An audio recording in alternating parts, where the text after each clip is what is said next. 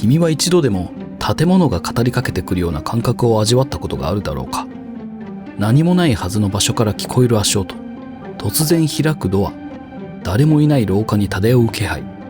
この家は多くの人々が不思議な体験をする場所として知られている。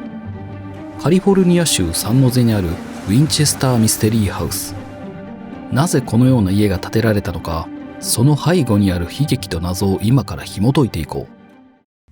この家の始まりはサラ・ウィンチェスターという女性に遡る。彼女は有名なウィンチェスター銃を製造する会社の一族の一員で、夫のウィリアムと娘のアニーを相次いで失うという悲劇に見舞われた。特に娘のアニーは生まれてわずか数週間でこの世を去ってしまったんだ。彼女はその悲しみと罪悪感からスピリチュアルな世界に救いを求めた。ある霊媒師が彼女にこう告げたと言われている。あなたの家族を奪ったのはウィンチェスター銃で命を落とした者たちの怨霊だと。さらにその霊媒師は、家を建てなければ怨霊があなたを追い詰めるだろうとも言ったらしい。ここから彼女の奇妙な建築計画が始まったんだ。1886年、サラはサンノゼに移り住み、終わりのない建築工事を始めた。この家の特徴は明らかに不合理な構造だ。例えば、階段が天井に突き当たるものや、外につながるドアが2階にあるなど、まるで迷路のような設計だ。この設計にはいくつかの説がある。一つは、怨霊たちを混乱させるためだという説だ。霊が家の中で迷子になれば、彼女に害を及ぼすことはできないという考えだろう。もう一つの説は、彼女が霊たちに自分の安全を買うために、この家を霊たちの住処として提供していたというものだ。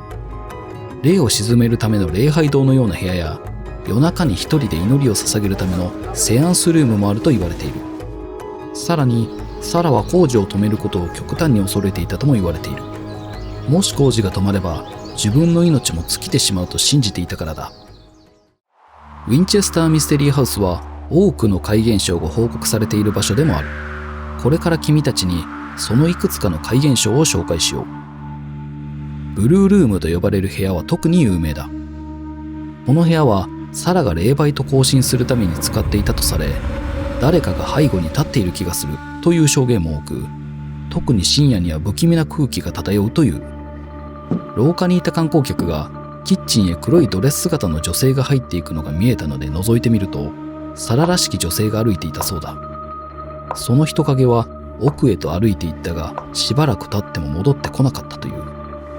さらに工事中に亡くなった作業員たちの霊が現れるという話もある。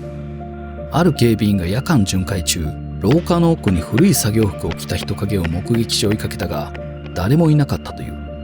またある時期にはセンサーが反応しないはずの部屋で警報が鳴り続けたことがあり、原因は不明のままだったそうだ。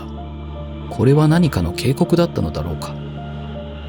有名な怪談では、何もないのに急に背中を押されたように感じたという現象が報告されている。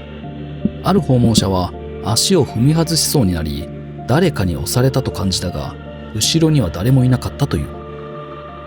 どうだろう。君がこの家に入ったら、恐怖心よりも好奇心が勝るか、それとも足がすくんでしまうだろうか。この家には歴史の中で数多くの災難が降りかかっている。1906年のサンフランシスコ大地震では、この家も大きな被害を受けた。この巨大地震は家の構造に壊滅的な被害を与え、上層階の一部が完全に崩壊してしまった。この地震の際、サラも寝室に閉じ込められ、一晩中救助を待ったと言われている。前回の地震に引き続き、1989年にはロマプリータ地震にも見舞われたが、この家は完全に倒壊しなかった。理由としては、この建物が不動的な作りであったことが幸いしたのではないかと言われている。しかし、これらの事故に遭遇した彼女は、霊の怒りの兆候と捉え、ますます建築を進めていくんだ。この家を語る上で欠かせないのが数字の13だ。サラはこの数字に異常なまでのこだわりを見せた。例えば、シャンデリアのライト数が13個だったり、